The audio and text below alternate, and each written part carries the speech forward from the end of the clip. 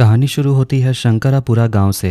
इस गांव में एक मशहूर इडली की दुकान है जिसे शिवा निशन चलाते हैं। वो रोज रात 3 बजे उठकर दुकान जाते हैं ताकि इडली तैयार कर सके, क्योंकि उन्हें तैयार करने में 2 घंटे लग जाते हैं और दुकान सुबह 6 बजे खुलती है। आज रात 3 बजे जब शिवा निशन दुकान की तरफ जा रहे थे तो उनका बेटा मुरुगन भी उनके साथ जाने की जिद करता है। मुरुगन उनका एक लौता बेटा है। दुकान पर आकर जब शिवा निशन हाथ से इडली के लिए चावलों को मैश करते हैं तो मुरुगन ये देखते रहता है। इडली बनाने का काम खत्म होने पर इडली तैयार की जाती है। साथ ही इडली के लिए खाने के लिए सांभर भी तैयार किया जाता है। इडली और सांभर दोनों ही मशहूर हैं। सब कुछ तैयार होने पर सुबह सुबह बहुत सारे कस्टमर्स आ जाते हैं, जिनमें शिवा निशन के दोस्त भी होते हैं। वो इडली खाकर बहुत तारीफ करते हैं। मुरुगन ने जब बड़ा होकर इडली बनाने के लिए मशीन खरीदी तो उसके पिता शिवा निशन ने उसे तुरंत खारिज कर दिया। मशीन से बनी इडली का स्वाद हाथ से बनी इडली जैसा नहीं होता। शिवा निशन ने कहा कि ये दुकान उसका सपना है और वो थोड़े से ही में खुश हैं, इसलिए उन्हें किसी ब्रांच की जरूरत नहीं।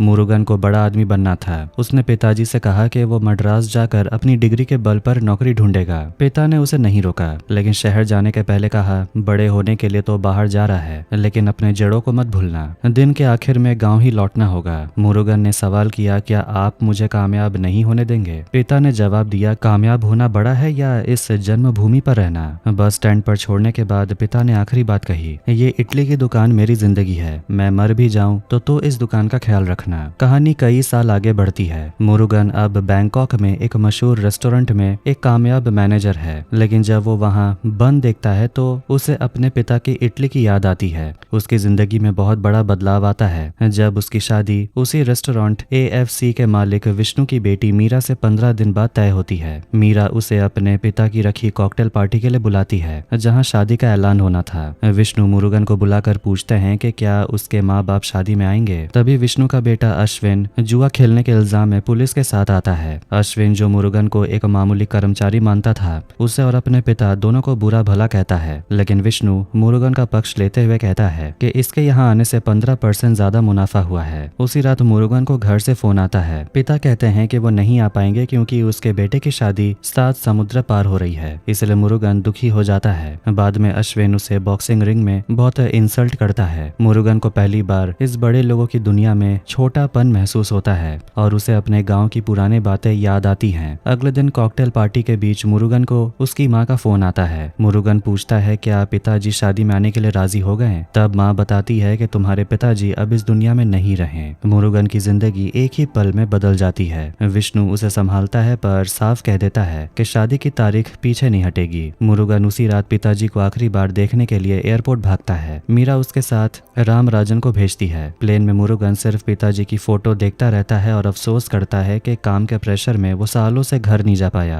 राम राजन कहता है, यही तो जिंदगी है। मुरुगन के घर पर मातम छाया हुआ था। इडली पसंद करने वाले लोग दुखी थे कि अब उन्हें इडली कहाँ मिलेगी। अंतिम संस्कार के लिए सब मुरुगन का इंतजार कर रहे होते हैं। घर पहुंचकर मुरुगन ने देखा कि माँ उदास बैठी है। पिताजी का अंतिम संस्कार खत्म होने के बाद रामराजन ने जाने की इजाजत ली और गांव की एक लड़की कायल ने मुरुगन को रोका और बताया कि माँ ने 2 दिन से कुछ नहीं खाया। उसने मुरुगन को छोड़कर वापस ना जाने की विनती की। इतने में मीरा का फोन आ जाता है और वो बताती है कि वो अपने पापा से बात कर शादी की डेट आगे बढ़वा दी है। तभी माँ कमरे से बाहर आती और बोलती है कि रात के 3 बज गए, दुकान खोलनी होगी। मुरुगन माँ को लेकर दुकान चला जाता है। वहाँ पुरानी चीजें देखकर उसे माँ बाप के साथ दुकान बनाने की मेहनत याद आई। माँ ने कहा कि इस दुकान की 4 दीवारों में मैं तुम्हारे पिताजी को देखती हूँ। मुरुगन ने अपनी माँ को बैंकॉक चलने को कहा पर माँ ने मना कर दिया। कहा कि मैं इस दुकान और अपने पड़ोसियों को छोड़कर कहीं नहीं जाऊंगी। उसी रात मुरुगन की माँ भी इस दुनिया को छोड़कर चली गई। एक ही दिन में मुरुगन ने अपने माँ बाप दोनों को खो दिया।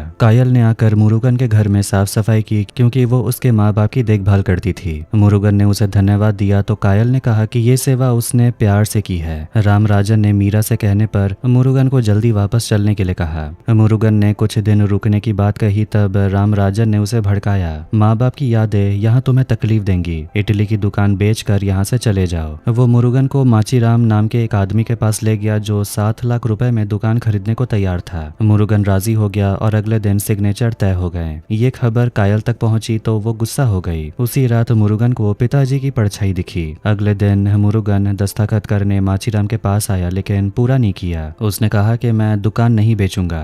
गुस्से में माचीराम ने मुरुगन का कॉलर कॉलर पकड़ लिया, पर रामराजन ने किसी तरह मामले को शांत किया। मुरुगन जब घर आता है तो कायल ने उसे खूब खरीकोटी सुनाई, क्योंकि उसने सोचा कि दुकान बिक गई है। मुरुगन मुस्कुराकर बोला कि मैं दुकान नहीं बेचूंगा। ये सुनकर कायल खुश हो गई। मीरा ने वीडियो कॉल पर मुरुगन को धमकाया, 7 लाख रुपए दिए थे, तुमने दुकान क्यों नहीं बेची? क्या है उस मामूली सी दुकान में? मुरुगन समझ गया कि माचीराम मीरा के साथ मिला हुआ था। उसने मीरा को पिताजी के बारे में ना बोलने की चेतावनी दी और कहा कि उसे शादी तोड़ने के लिए और समय चाहिए। मीरा ने एटीट्यूड दिखाया, पर मुरुगन ने 6-7 महीने का समय मांगा। तभी अश्विन और विष्णु वहां पर आ गए। विष्णु ने फोन पर मुरुगन से पूछा, क्या तुम सच में शादी कैंसिल करना चाहते हो? मुरुगन ने कहा हाँ। ये सुनकर कायल खुश हो गई, जबकि मीरा काफी दुखी थी। अगले दिन मुरुगन ने इटली की दुकान को धो पोंछ कर साफ किया। उसी दिन रामराजन मुरुगन से कहता है, तुम्हारा ये फैसला मुझे पसंद आया। तुमने अपने जन्मभूमि को चुना। देखो, इतने सालों बाद मैं घर आया हूँ, लेकिन मेरी माँ मुझे ही भूल गई। उन्होंने मुझसे पूछा कि मैं कौन हूँ, इसीलिए अब मैं तुम्हारे साथ हूँ। मुरुगन इटली की दुकान पर एक नया साइन बोर्ड लगाता है, जिस पर वो पिताजी का नाम देता है। कायल के साथ भी मुरुगन की अच्छी दोस्ती हो जाती है, लेकिन बछड़े के साथ दोस्ती ना होने पर मुरुगन कायल से पूछता है कि वो मेरे पास क्यों नहीं आता।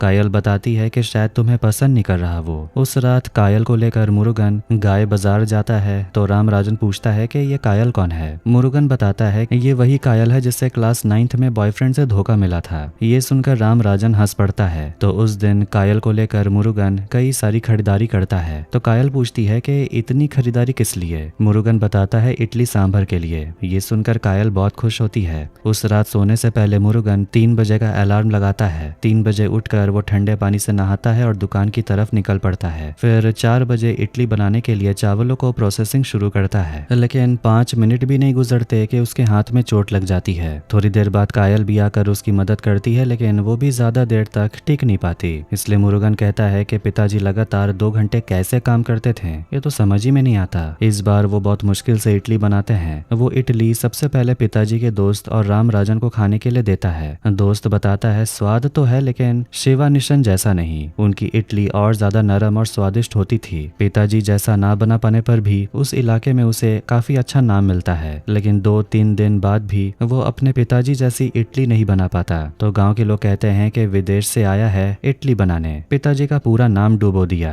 अब माचीराम भी मजा लेता है। उसकी परोठा की दुकान पर भीड़ लग जाती है, इसलिए वो ये बात कायल को ताना मारकर कहता है और मुरुगन को भी ताना मारे बिना नहीं रह पाता। दूसरी तरफ मीरा रो रो कर बुरा हाल कर लेती है। इसलिए अश्विन पिताजी से कहता है कि उस लड़के ने हमसे पंगा लिया है, दिखा देंगे कि किसमें कितना दम है। उस रात मुरुगन के सपने में उसके पिताजी आते हैं। मुरुगन पिताजी से कहता है कि सब कहते हैं कि आपका नाम मैं डुबो रहा हूँ, क्या आपने मुझे बेदखल कर दिया? मैं क्यों आपकी तरह इडली नहीं बना पा रहा? पिताजी कहते हैं बना पाओगे, बस मन लगाना होगा और जो कर रहे हो उसे अपनाना होगा। पिताजी से ये सब सुनकर मुरुगन की नींद टूट जाती है। नींद खुलने पर वो देखता है कि बछड़ा उसके पास है। वो बछड़े को गले लगाता है और फिर नहाकर पिताजी जैसे कपड़े पहनकर बाहर जाता है, जिसे देखकर कायल और रामराजन हैरान होते हैं। इडली बनाने के लिए इस बार मुरुगन थकता नहीं। इडली बनाना खत्म होने पर वो पिताजी के दोस्त को खाने के लिए देता है। पिताजी के दोस्त चख कर कहते हैं, ये तो ऐसा है जैसे कि शिवा निशन वापस आ गए हों। इतने दिनों बाद पिताजी जैसा इडली का स्वाद लेने पर मुरुगन काफी खुश होता है, लेकिन ये खुशी ज्यादा देर नहीं टिकती। अश्विन मुरुगन की इडली की दुकान के सामने आ जाता है। ये देखकर मुरुगन कायल को घर भेज देता है। इधर अश्विन कहता है कि इस मामूली दुकान के लिए तूने मेरी बहन से शादी तोड़ दी। मुरुगन तब उसे समझाने की कोशिश करता है, लेकिन अश्विन कोई बात ना सुनकर उसे मारना शुरू कर देता है। वो इडली की दुकान के साइन बोर्ड को उखाड़ कर फेंक देता है। इसके बाद अश्विन जैसे ही साइन बोर्ड पर पैर रखने जाता है, तभी मुरुगन उसका पैर पकड़ लेता है। इसके बाद मुरुगन अपनी हिम्मत दिखाता है। दोनों के बीच जबरदस्त लड़ाई शुरू हो जाती है। लड़ाई के दौरान मुरुगन अश्विन का पैर तोड़ देता है। जब वो और मार रहा होता है तो रामराजन आकर उसे रोकता है और गार्ड्स घायल अश्विन को उठाकर ले जाते हैं। दूसरी तरफ मुरुगन दुकान के अंदर आता है तो उसे दुकान में एक लिखावट दिखती है जो उसके पिताजी ने लिखा था। लिखावट में ये लिखा था कि बदला कभी कुछ कुछ अच्छा नहीं लाता। इसलिए मुरुगन रामराजन से कहता है कि आज जो भी हुआ वो ठीक नहीं था, आज के मामले के लिए मैं माफी मांगूंगा। इतने में विष्णु, मीरा सब देश वापस आते हैं क्योंकि अश्विन गंभीर हालत में हॉस्पिटल में भर्ती है। अश्विन की ये हालत देखकर मीरा और विष्णु को काफी दुख होता है। विष्णु नाराज भी हो जाते हैं और हॉस्पिटल से बाहर निकलने पर विष्णु मुरुगन को देखते हैं। मुरुगन माफी मांगने के लिए हॉस्पिटल आता है और विष्णु से माफी मांगता है, लेकिन विष्णु गुस्से में कहता है कि मैंने कभी अपने बेटे को फूल तक नहीं छुआया और तूने उसे मारकर लहूलुहान कर दिया। इस वक्त मुझे बहुत गुस्सा आ रहा है, इसलिए मेरे पास से तुरंत चला जा, नहीं तो मैं जहाँ पाऊंगा तुझे मार डालूंगा। मुरुगन इस धमकी को ज्यादा सीरियसली नहीं लेता। वो कायल को लेकर इडली की दुकान अच्छे से शुरू करता है। रामराजन उसे सावधान करता है लेकिन वो नहीं सुनता। दिन ब दिन मुरुगन की इडली भी पिताजी की तरह मशहूर होने लगती है। उधर अश्विन धीरे धीरे ठीक होकर बदला लेने के लिए प्रैक्टिस शुरू कर देता है। धीरे धीरे पूरे गांव वाले फिर से मुरुगन की इडली खाने के लिए आते हैं और बहुत तारीफ करते हैं। इससे मारीचाम अपने परोटा के कस्टमर्स खो देता है और वो और भी ज्यादा मुरुगन पर गुस्सा हो जाता है और कहता है जरूरत पड़ी तो मुरुगन को मारकर मैं जेल चला जाऊंगा। वो गांव वालों के सामने कायल और मुरुगन के रिश्ते को लेकर ऊटपटांग बातें करना शुरू कर देता है, लेकिन गांव वाले इन बातों पर ज्यादा ध्यान नहीं देते। एक दिन मुरुगन बछड़े को लेकर पेड़ के नीचे बैठा होता है तो कायल आकर उसे पूछती है यहाँ क्या कर रहे हो। मुरुगन बताता है कि ये जगह बहुत शांत है, यहाँ अच्छा लगता है। कायल तब एक माला निकाल कर कहती है बताओ ये किसने दी थी। इस बातचीत से पता चलता है कि कायल मुरुगन को पसंद करती है और वो शर्मा कर चली जाती है। उस शाम बछड़े को लेकर घर लौटते समय मुरुगन को महसूस होता है कि कोई उसका पीछा कर रहा है, इसीलिए वो रामराजन को फोन करता है और उसे एक खास जगह पर आने के लिए कहता है और वो ये भी बताता है कि कायल को ये बात पता ना चले। उसी समय अश्विन अपने आदमियों के साथ मुरुगन को घेर लेता है। मुरुगन भी लड़ने के लिए तैयार होता है। फिर जैसे ही अश्विन उसे मारने जाता है मुरुगन को पिताजी की बात याद आती है, बदला कभी कुछ अच्छा नहीं लाता। ये याद आते ही मुरुगन मार देने के बजाय सिर्फ मार खाता रहता है। अब ये सब देखकर अश्विन सोचता है कि उस दिन तो बहुत मार रहा था, आज क्यों नहीं मार रहा। मुरुगन कहता है कि हो गया तेरा बदला लेना, अब तो खुश हो, खुश नहीं हो तो और मारो। अब अश्विन को गुस्सा आता है और वो पिस्तौल निकालता है। तब रामराजन गांव वालों को लेकर वहां पहुंचता है और घायल मुरुगन को गाड़ी में ले जाता है। रामराजन वहां खून भी देखता है। विष्णु अपनी बेटी मीरा को प्रार्थना के लिए मंदिर भेजते हैं। फिर अश्विन के पास आकर कहते हैं कि बदला तो ले लिया, अब खुश हो। पिताजी से ये सुनकर अश्विन को और गुस्सा आता है क्योंकि यही बात मुरुगन ने भी उसे मार खाते हुए कही थी, इसलिए वो पिस्तौल निकालकर मुरुगन को मारना चाहता है। पिताजी रोकने की कोशिश करते हैं पर वो नहीं सुनता और गोली चला देता है। जब मामला ज्यादा खराब हो जाता है तो विष्णु अपने पर्सनल सेक्रेटरी को तुरंत भागने का इंतजाम करने के लिए बोलता है। दूसरी तरफ रामराजन गांव वालों को लेकर पुलिस के पास पहुंचता है और मुरुगन के गायब होने की खबर देता है। मारीचाम ये सुनकर खुश होता है। रामराजन पुलिस को बताता है कि विष्णु की गाड़ी में मुरुगन को ले जाया गया था। उसी समय कुछ गाड़ियां एक जगह आकर मुरुगन की बॉडी को फेंक देती है। एक आदमी दौड़कर गांव वालों को बताता है। रामराजन तुरंत उस जगह की तरफ निकलता है। गांव वाले विष्णु के घर के सामने आते हैं ताकि विष्णु परिवार के साथ बाहर ना जा सके। उधर रामराजन रास्ते में जानता है कि मीरा मंदिर में है, इसलिए वो कुछ लोगों को मुरुगन को ढूंढने भेजकर खुद मंदिर चला जाता है। फिर मीरा को परिवार से मिलाने की बात कहकर घर लाता है और उसका फोन भी छीन लेता है। दूसरी तरफ कुछ लोग मुरुगन को ढूंढते हुए उसी घायल हालत में पाते हैं और उसे तुरंत हॉस्पिटल में भर्ती करते हैं। घर के अंदर बंद विष्णु को पता चलता है कि मुरुगन अभी भी जिंदा है और वो हॉस्पिटल में है, इसीलिए वो अपनी सुरक्षा के लिए पुलिस को बुलाता है। पुलिस जल्दी घर के सामने आती है तो देखती है कि वहाँ बहुत ज्यादा भीड़ है। पुलिस को देखकर गांव वाले कहते हैं कि अगर मुरुगन को कुछ हुआ तो हम सबको मार डालेंगे। पुलिस ये बात अंदर जाकर विष्णु को बताती है तो विष्णु फिर से किसी भी तरह से सुरक्षित बाहर निकलने का इंतजाम करने के लिए बोलता है। वो अश्विन को मीरा की खबर लेने के लिए भी कहता है। अश्विन जब मीरा को फोन करता है तो रामराजन उसे काट देता है। तब मीरा रामराजन से पूछती है बताइए तो मुरुगन का क्या हाल है। रामराजन बताता है कि तुम्हारे पिताजी ने मुरुगन को गोली मारी है, वो अभी हॉस्पिटल में मौत से लड़ रहा है। ये सुनकर मीरा पूरी तरह हैरान हो जाती है, उसे पता नहीं था कि इतना कुछ हो गया। इसी बीच विष्णु के घर के सामने इकट्ठा हुए गांव वालों में से एक आदमी खबर देता है कि मुरुगन जिंदा है। ये सुनकर सब लोग खुश होते हैं। पुलिस भी राहत की सांस लेती है। पुलिस तब गांव के मुखिया मतलब प्रधान को लेकर मुरुगन के पास जाती है। उधर मुरुगन की देखभाल कायल कर रही होती है। कायल डॉक्टर को बुलाने के लिए जैसे ही उठती है, मुरुगन कहता है जाने की जरूरत नहीं, तुम पास रहोगी तो मैं खुद ब खुद ठीक हो जाऊंगा।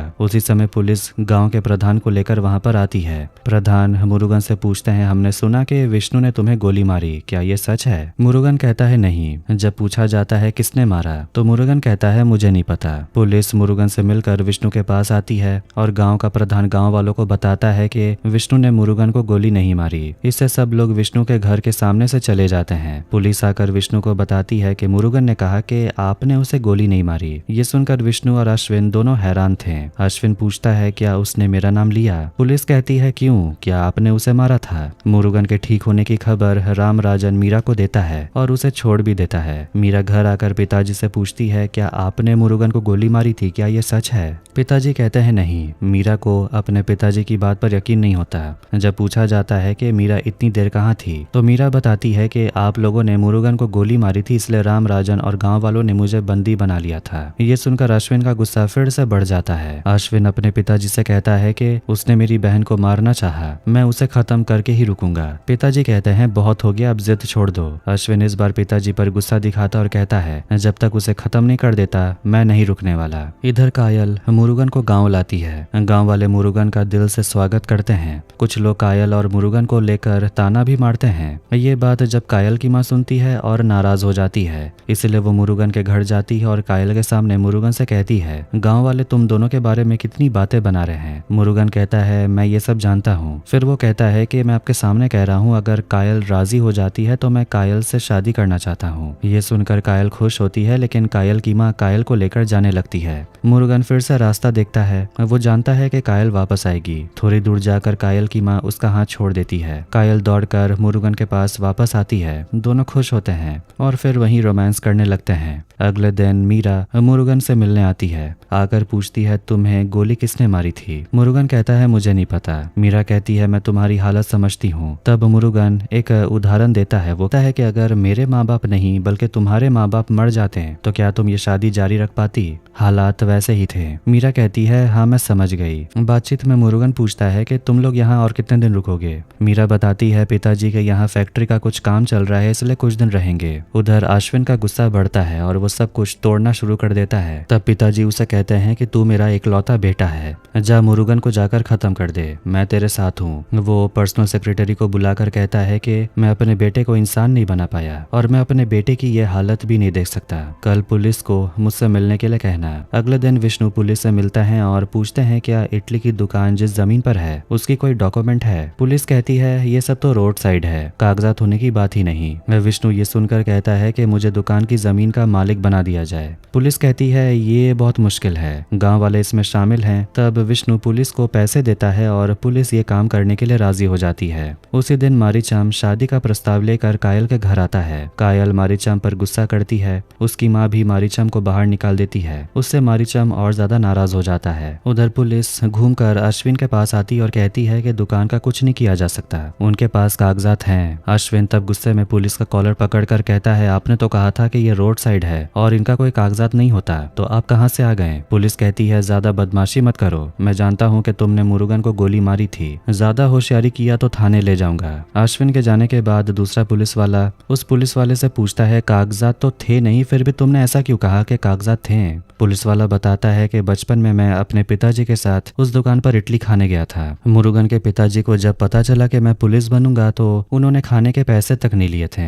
ऐसे अच्छे इंसान के साथ मैं बुरा कैसे कर सकता हूँ? और हाँ, अब से उस दुकान के कागजात हैं। उनसे जो रिश्वत के लिए पैसे लिए थे उन्हीं पैसों से मैंने मुरुगन के नाम पर जमीन खरीदवा दी है। तो उसी दिन अश्विन अपने पिताजी से कहता है अब बहुत हो गया, अब चलो यहाँ से वापस चलते हैं। बेटे से ये सुनकर विष्णु काफी खुश होता है। वो तुरंत टिकट बुक करते हैं और अगले दिन जाने का प्लान बनाते हैं। उसी रात मुरुगन और कायल की शादी की शॉपिंग के लिए वो लोग बाहर निकलते हैं तो मारीचाम हथियार लेकर मुरुगन को मारने के लिए उसके घर आता है। मुरुगन को ना पाकर वो जैसे ही बछड़े को मारने जाता है, मुरुगन आकर मारीचाम को पीटते हुए घर से बाहर ले आता है। मारीचाम को पीटता देखकर उसके आदमी मुरुगन पर हमला कर देते हैं और मुरुगन सबसे लड़ता है। दूसरी तरफ अश्विन अचानक जाने का प्लान समझ जाता है। वो डीजल लेकर इडली की दुकान के सामने जाता है। वो पूरी दुकान पर डीजल छिड़क देता है जिसे रामराजन देखकर दौड़कर आता है। रामराजन अश्विन को रोकने की बहुत कोशिश करता है, लेकिन अश्विन रामराजन को गिराकर आग लगा देता है। ये देखकर रामराजन दौड़कर मुरुगन की तरफ आता है। इधर मुरुगन मारीचम को एक हथियार से मारने जाता है, लेकिन रुक जाता है। फिर कहता है, क्या किया है मैंने? अच्छी नौकरी और करियर छोड़कर मैं पिताजी के सपने को जिंदा रखने के लिए आया हूँ, लेकिन आप लोग तो बस मुझे मारने आते हैं। ये कहकर वो हथियार फेंक देता है और कहता है कि अगर मुझे मारने से सब कुछ सॉल्व हो जाएगा तो मुझे मार डालो।